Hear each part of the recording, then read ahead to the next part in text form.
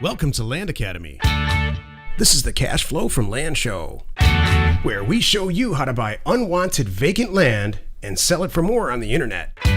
I'm Steve Butala. I'm Jill DeWit. We are your hosts.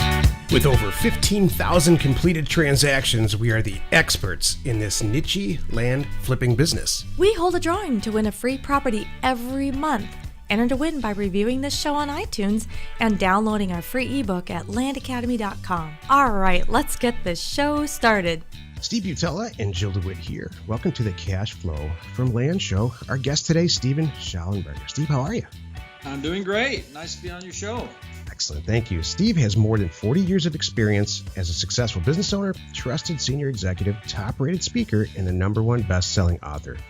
He's best known for his fun, enthusiastic, and engaging personality. I'm afraid, Jill, to what we're known for. Steve has consolidated 40 years of success and leadership research into the national best-selling book, Becoming Your Best: The 12 Principles of Highly Successful Leaders. Leaders from around the world have raved about the impact and transformation their teams and organizations have experienced by using the tools and processes found in this book. As a young entrepreneur, Steve built numerous organizations from the ground up. He has successfully led companies in 3 different industries, and he's keen understanding of how to thrive in business. During his formative years, he continued his education at the Harvard Business School.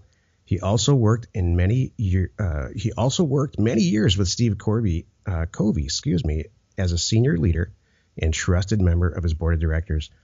Steve and his team helped Covey start the First Things First training and time management seminars. Steve served as a president at the Brigham Young University Alumni Association. He was a charter member and chair of the Utah chapter of Young Presidents Organization. I remember that, YPO. And is actively involved in the World Presidents Organization, WPO. Welcome. Thank you so much, Steve. Hey, thank you. Glad you're here. Hey, it's great to be here. Looking forward to our visit. Boy, this is a pretty impressive bio. Most of the bios, they're the people that we have on the show, they don't have anything going on in their life like this at all. No history at all. Right, whatever. How long is your signature line, Stephen? I gotta ask. It's long. Okay. Yeah, I told Steve as we had the chance to visit just briefly before, Shallenberger is a great name. It's a Swiss-German name, but I have been seriously considering changing it to Garcia. I love it. A little more simple, easier to say, spell. Smith is good also. That's exactly what I said. If he changes his name, I'm changing mine to Smith. Great. So, Steve, that's quite an impressive background. I'd love what stuck out to me is the companies that you started. Can you give us a little summary on those, or one of them your favorite, let's say?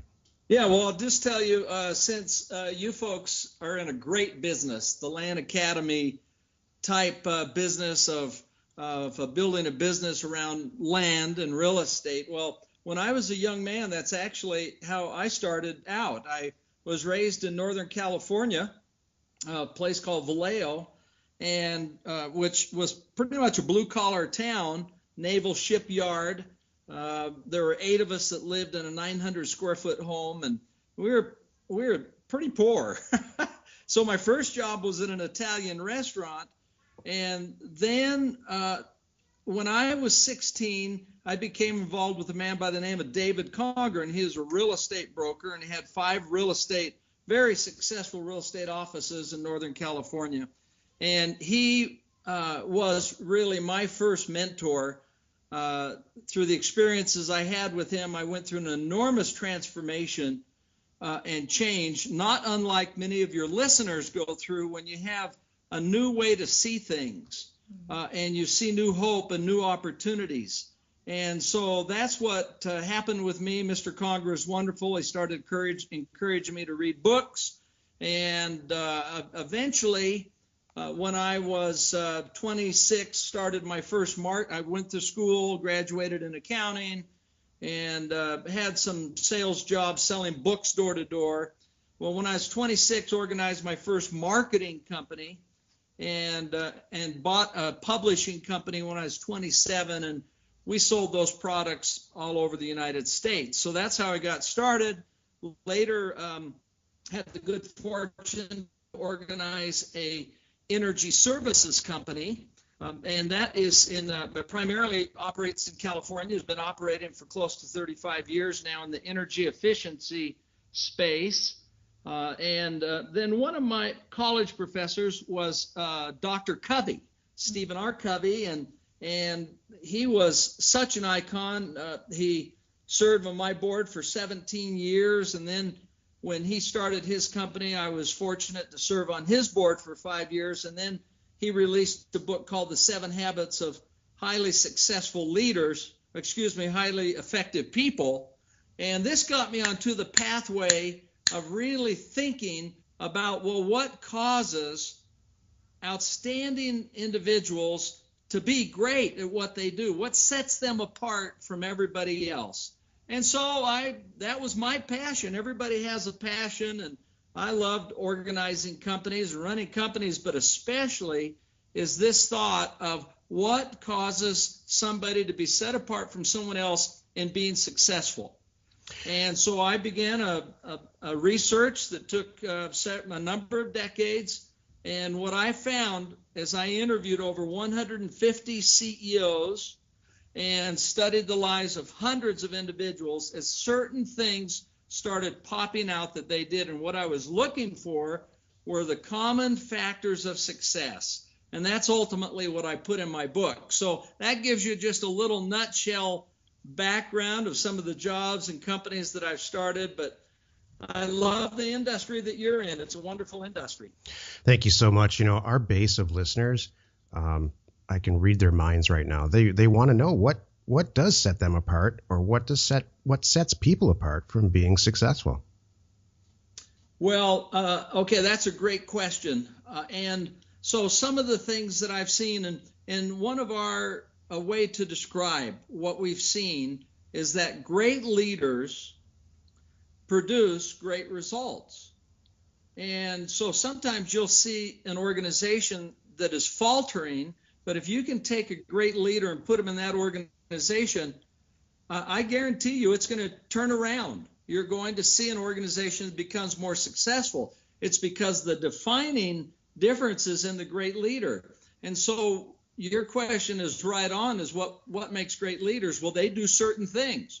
And this is what allows them to make the difference. So some of those things we've identified would be things that your listeners, and especially the ones that have been able to apply what you teach them, become successful. One of the things they have is character. That's of the 12 principles of highly successful leaders that we put into the book.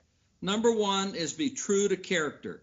If we can get the honesty and integrity part down, then we can be successful in all of the rest. But if we fail and falter in that area, then our success will be short-lived. And I'm sure that's one of the very first things that you talk about, because it's integrity that builds a high level of trust that allows a person to build a rock-solid relationship with other people. And when you have a high level of trust with people, the word gets around. They've done business with you.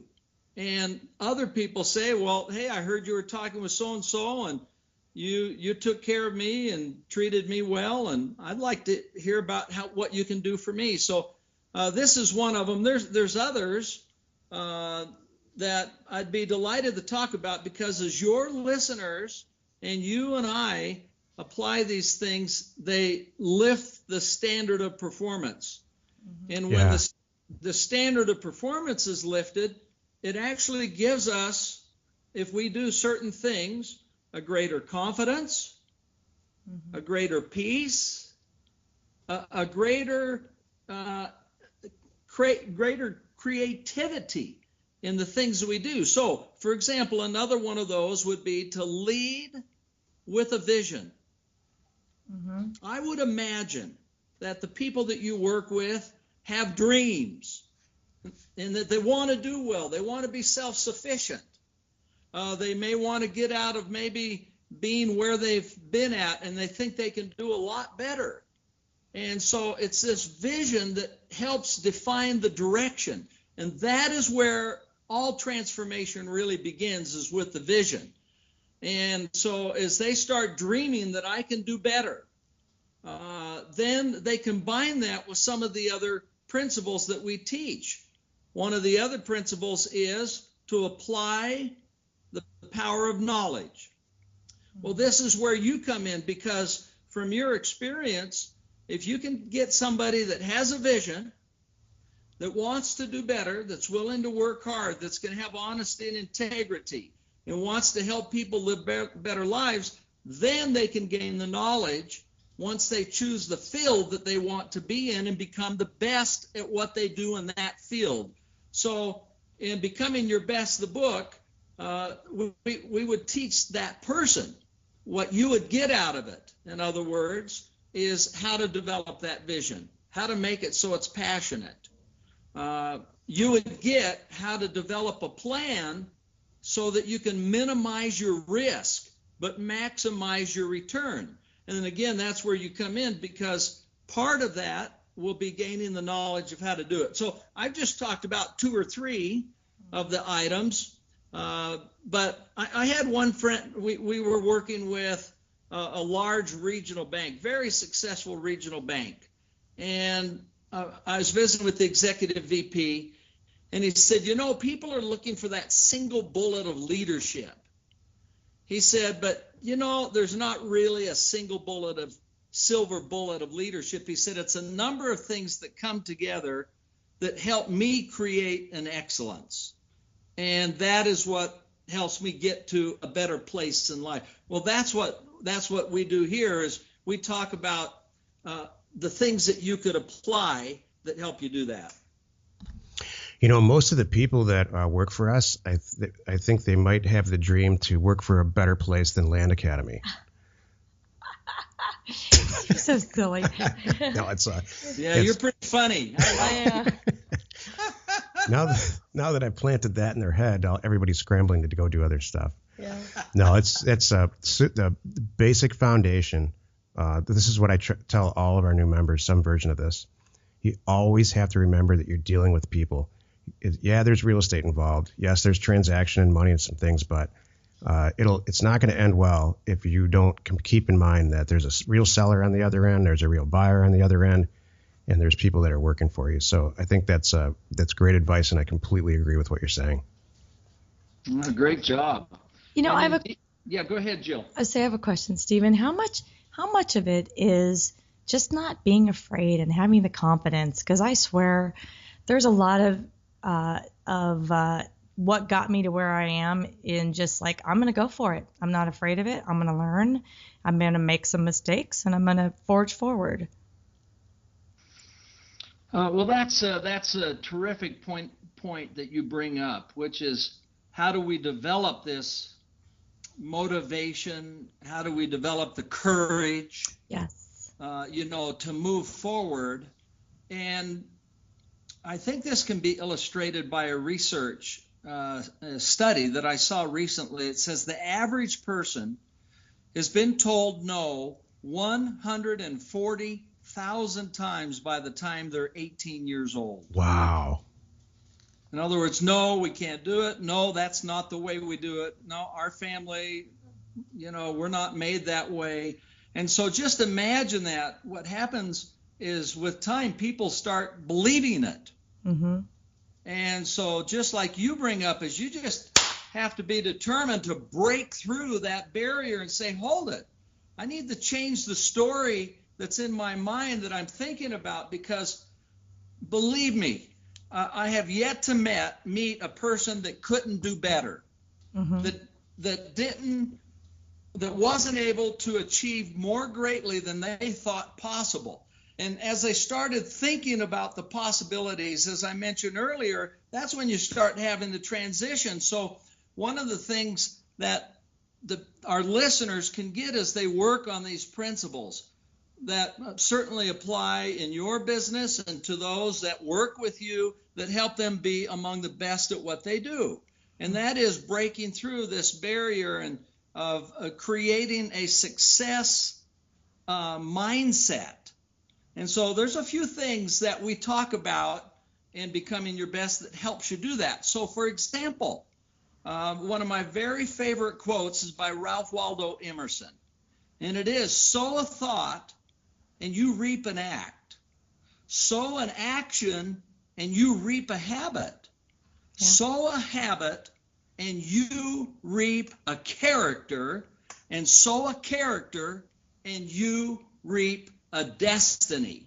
So where does it all start? Well, it all starts with the thoughts. And we have to break through these barriers of saying, hold it, I can do this. So what are the possibilities? And so one of the things you can do is positive self-talk. Just absolutely reject the negative thinking.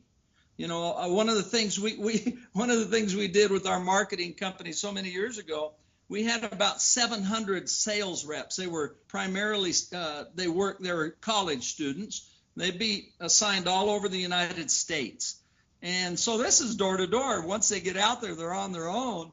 And so how do you build this steely motivation to break through the barriers and fight back against the whole world, you know, which appears a lot overwhelming and negative at times? So we'd teach them a positive self-talk, which was this: I feel healthy, I feel happy, and I feel terrific. I love it. Well, the body is very obedient, and you may not feel that way at first. You may look in the mirror and say, "You liar." Exactly. But the more you say it 10 times or 20, and the endorphins get released, and pretty soon you feel different. We do this in large seminars all over. We'll have people stand up and say it. And at the end of 3 times, you'll look around the entire room, and the entire room is laughing. The energy is contagious. Something changed. Well, this happens with us as individuals. Another thing, just a brief set of things that you can do to break through, is have positive self-affirmations. And people say, okay, well, what do those look like? Such as, today I will have a great day. Well, these are words that you actually read and reaffirm to yourself. Those are found in your vision. Mm-hmm. And so you want to have a vision that points to the direction, that speaks in a present tense, and that's what we start becoming, just like Ralph Waldo Emerson said. A couple of other things is just smile. Make it a point to smile wherever you go. Steve illustrated this and talking about, as you work with people, they feel your spirit, and you can lift people, and this strengthens a relationship. And the last one is just totally reject negative thinking. I mean, it's natural, it's going to happen, but they don't help us for one single minute. For every minute that somebody is angry or cross or distracted, it's 60 seconds you can't be productive and positive and happy. Mm-hmm.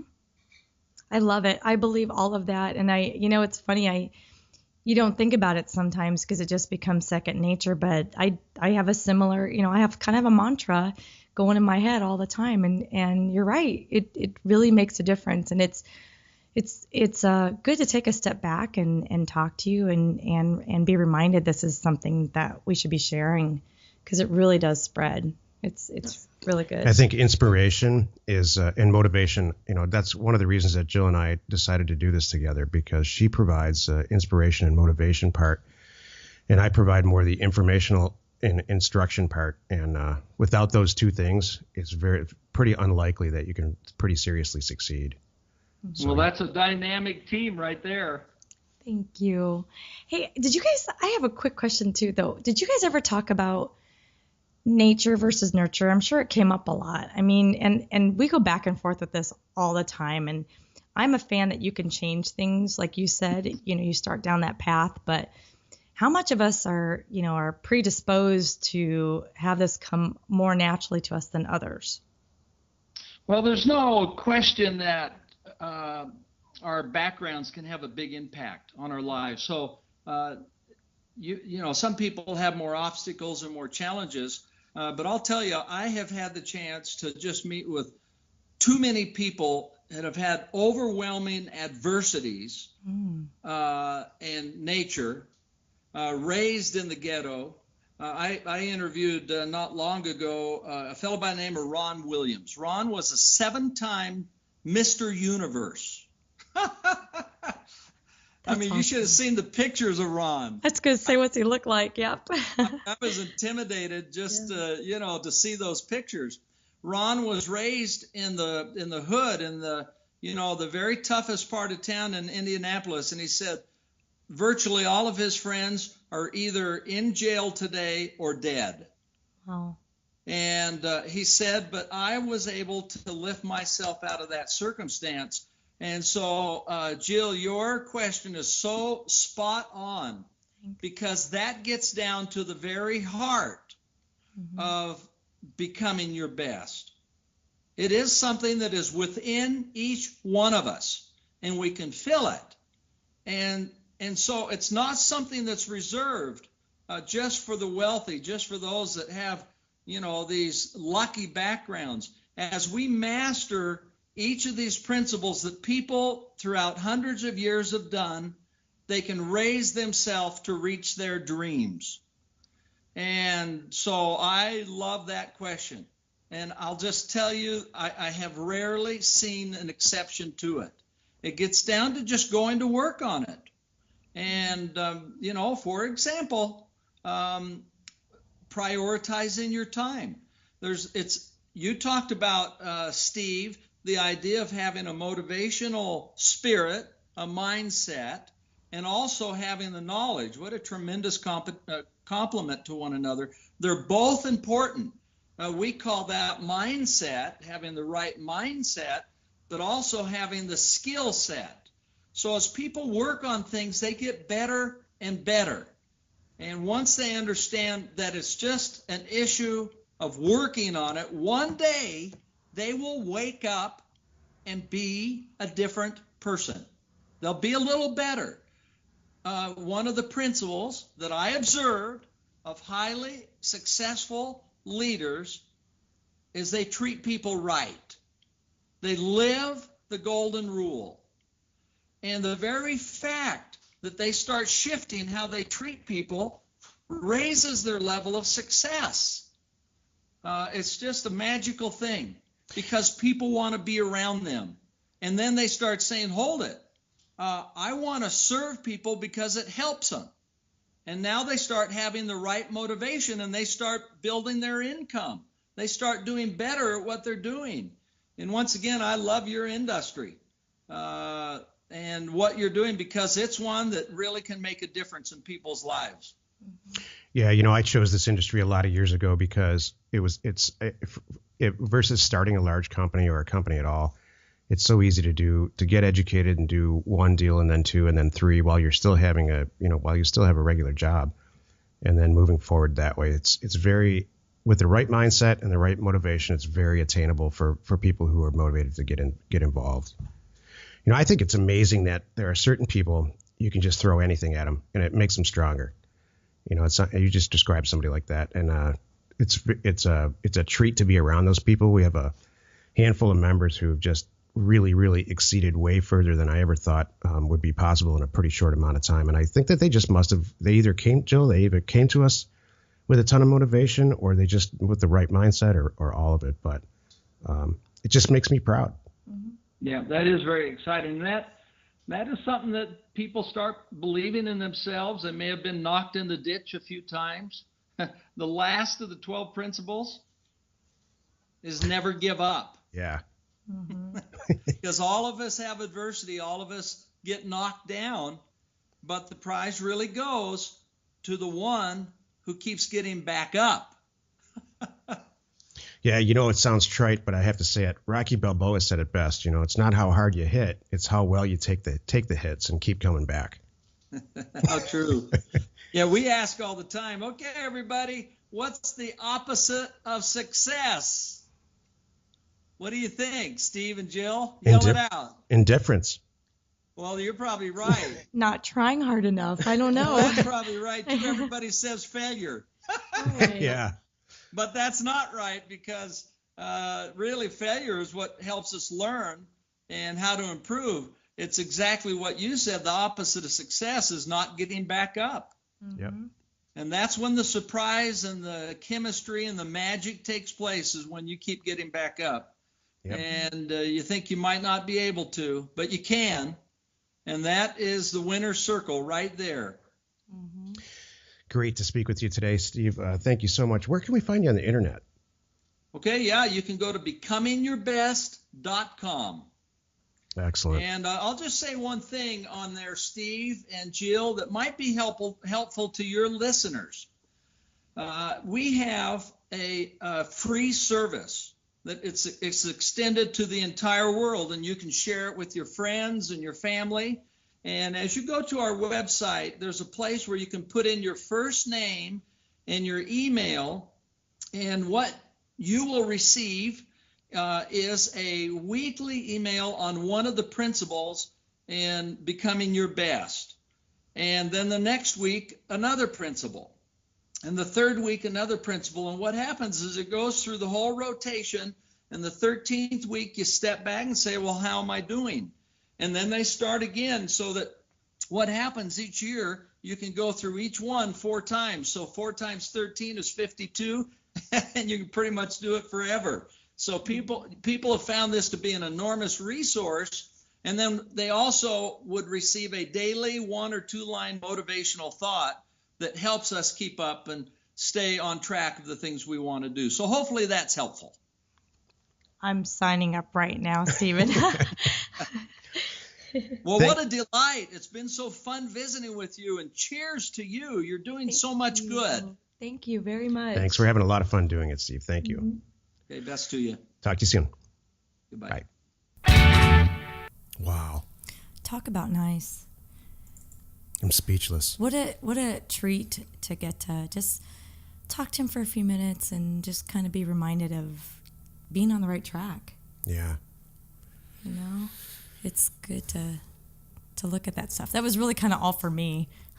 I feel like, I mean, it's for, you know what I mean? I do. Because I'm like I like the mantra and that kind of thinking and stuff. I think this world is full of inspirational people who are full of inspiration.